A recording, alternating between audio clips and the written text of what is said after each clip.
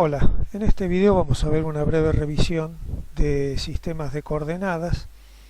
La idea, como siempre, es generar videos cortos y ofrecer para el lector interesado el documento que se recomienda tener a la mano, ya sea impreso o en una pantalla adicional para acompañar el video.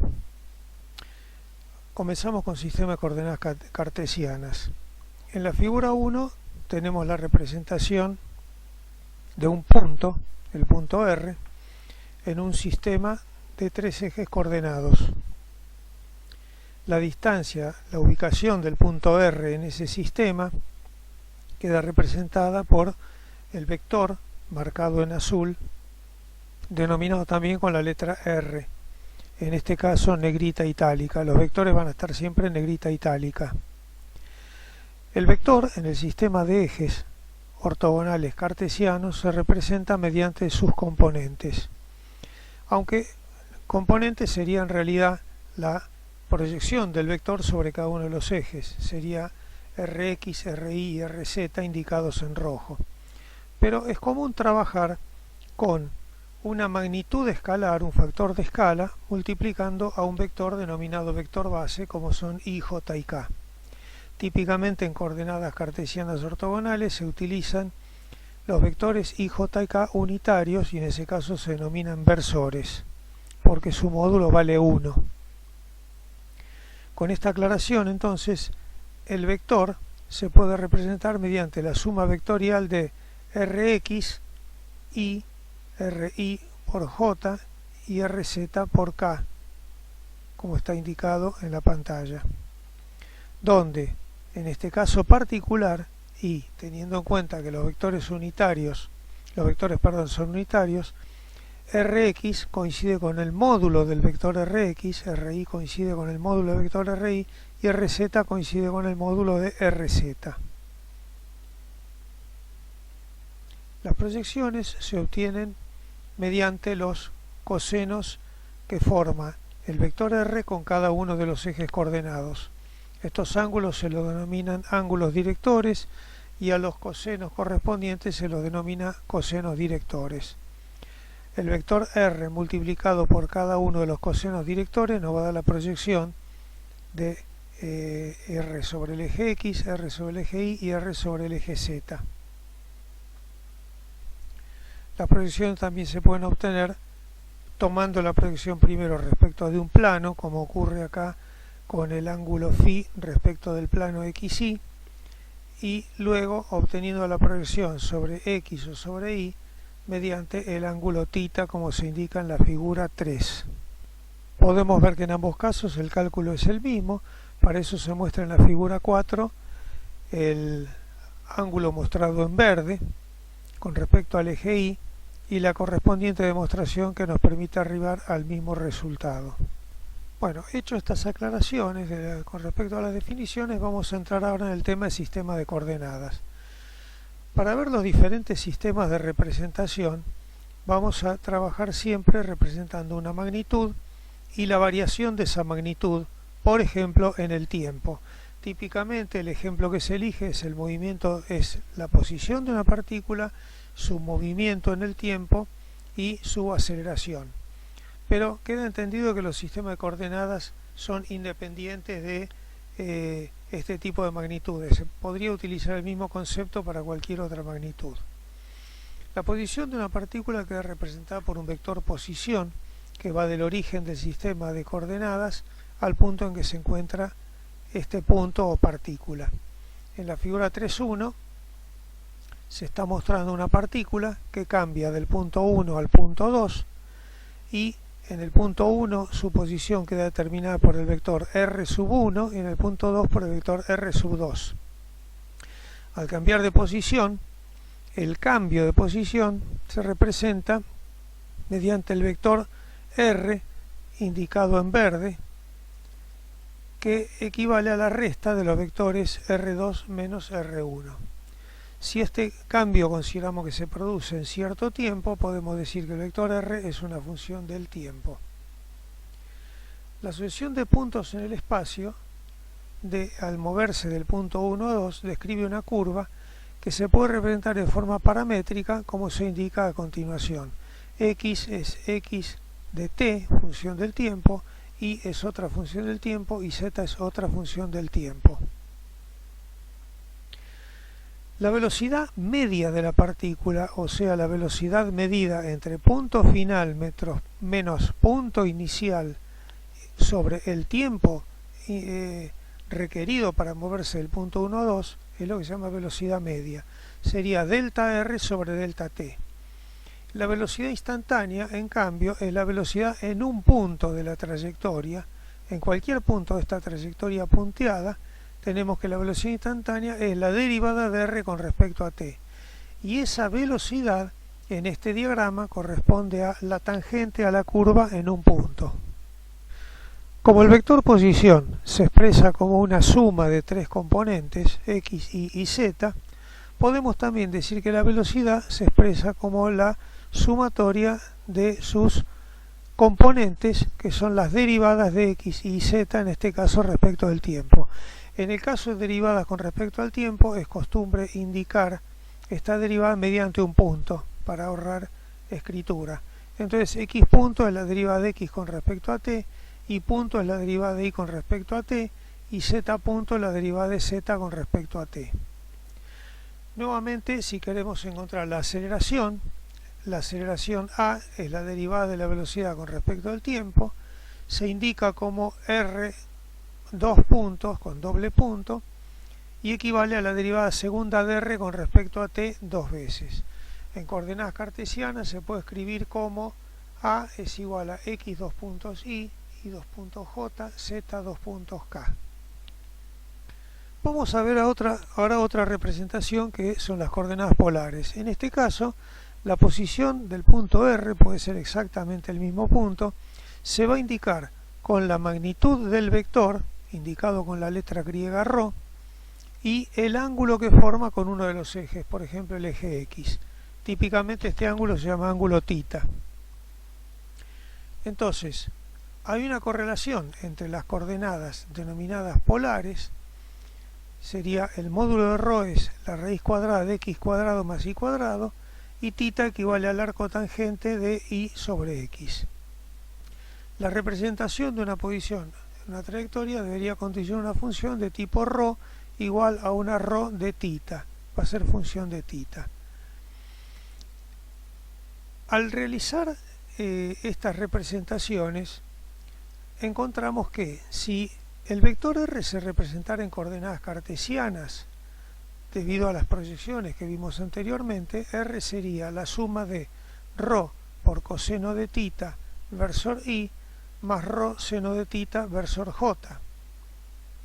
Y lógicamente esta es una representación que aún sigue siendo una representación cartesiana ortogonal, porque seguimos utilizando las proyecciones en x y en y para el vector r. Si realmente queremos, por ejemplo, calculando la derivada para obtener la velocidad, representar el vector r, vamos a ver que la velocidad acá estaría compuesta por un vector en la dirección de r, que se le denomina acá e sub r, y un vector en la dirección de θ. Esto lo vemos al calcular una pequeña variación de r, por ejemplo, respecto del tiempo, como indica esta ecuación. Al variar r aparecen estas componentes. Este término, coseno de θ en i, seno de θ en j, representa un vector, y este término, menos seno de θ, coseno de θ y j representa otro vector, los dos que están indicados en verde en la figura 322. Estos vectores en principio no tienen por qué ser unitarios. Para que sean unitarios tenemos que dividirlo por el módulo de cada uno de los vectores. Antes de continuar es importante hacer una aclaración. En coordenadas cartesianas, las coordenadas cartesianas es el único sistema de coordenadas en que los vectores base, i, j y k en este caso, son invariables para cualquier punto que sea representado, sea en un plano para un sistema x, y, o sea en el espacio para un sistema x, y, z. Los vectores i, j y k son siempre los mismos. En cambio, en coordenadas polares, como se puede deducir rápidamente del gráfico, cuando cambia la posición del punto, cambia la posición de R y cambia la posición de E sub θ. A continuación obtenemos las representaciones de la velocidad, pero ahora indicada en función de los vectores E sub R, E sub θ. Y derivando nuevamente obtenemos la aceleración, ahora en coordenadas polares.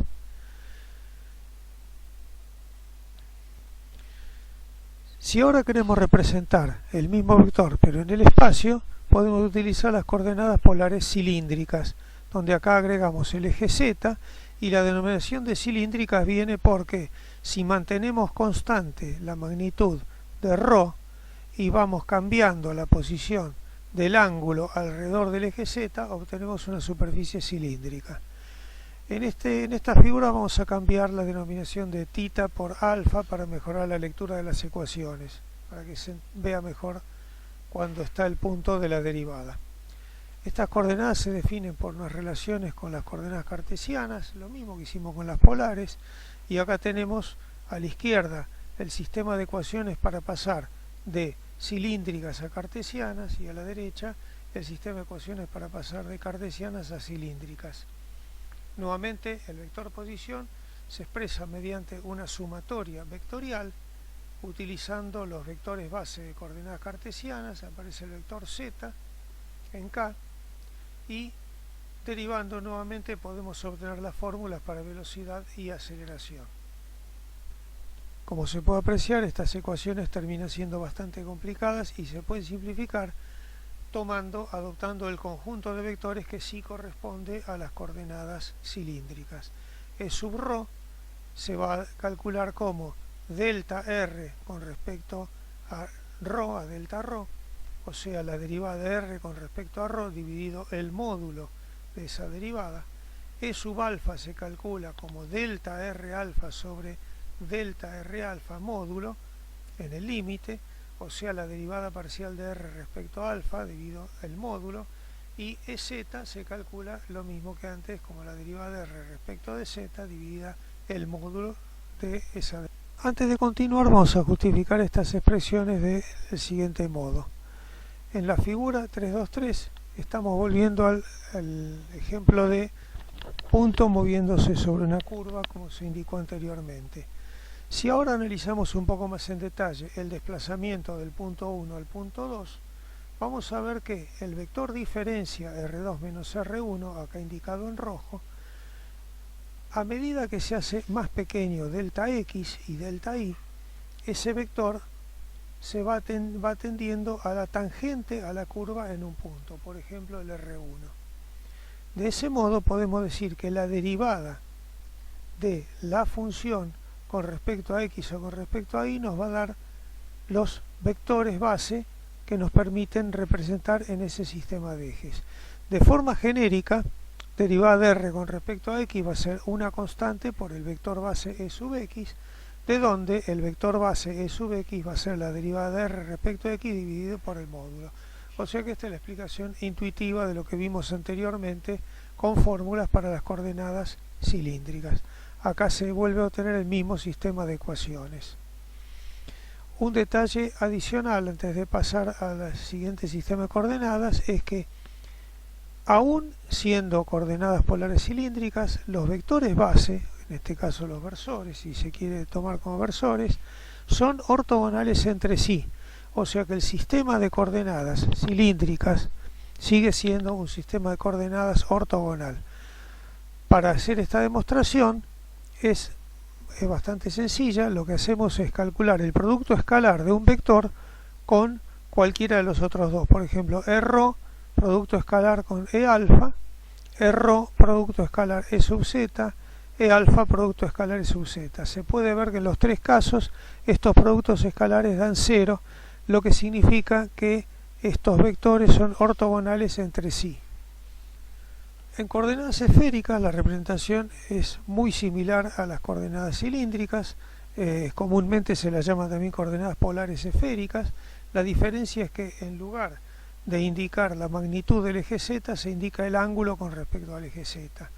Entonces Nuevamente calculamos las proyecciones de R con respecto a X, a Y y a Z, y las coordenadas se denominan cilíndricas porque si mantenemos constante la magnitud ρ del vector, la superficie descripta al cambiar los ángulos de 0 a pi describen una superficie semiesférica.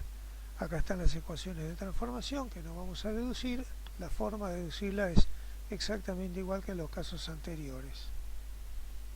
Ahora vamos a ver coordenadas generalizadas. Dado que los cálculos en los tres sistemas de coordenadas vistos hasta acá son básicamente siempre los mismos, más allá de que cambien las ecuaciones resultantes, podemos pensar en generalizar estas ecuaciones para que sean aplicables a cualquier caso. Esto permite simplificar mucho algunos cálculos y es lo que se utiliza en la mecánica de Lagrange, donde se trabaja siempre con coordenadas genéricas. Una vez encontradas las ecuaciones genéricas es muy fácil simplificar los cálculos que son típicos en mecánica. Para utilizar coordenadas generalizadas utilizamos la variable q y en lugar de definirla con distinto nombre se agregan índices como ser q1, q2, qn. Decimos índices porque en algunos casos conviene representar con subíndices y en algunos casos con superíndices. Por el momento vamos a utilizar solamente subíndices, pero esto es algo bien general. Si fueran coordenadas cartesianas diríamos que q1 es la coordenada x, q2 es la coordenada y q3 es la coordenada z.